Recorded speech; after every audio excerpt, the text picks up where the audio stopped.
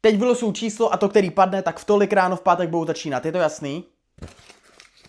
A je to 10. No tak to asi ne, ty vole.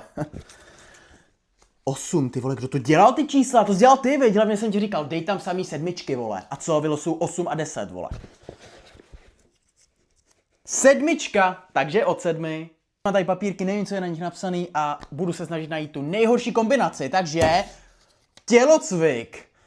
To dává smysl, mít první hodinu tělocvik, aby pak byli spocený v té třídě, ty vole, smrdělo to tam ještě víc než obvykle, takže to dává smysl, to je za mě totálně logická volba.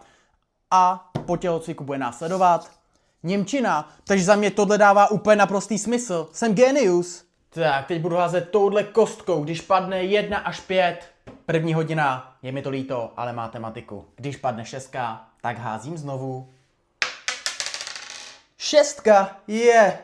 Když se trefím tady tím míčkem do tohohle boxu, tak tenhle rok nebudou mít žádný odpoledňák. No nic. Škoda, nevyšlo to. Stává se. Až je v pondělí uvidím, tak jim řeknu, že jsem udělal maximum, že jsem se jim snažil vyjít vstříc. Orodoval jsem za ně, aby neměl žádný odpoledňák, ale bohužel to nevyšlo.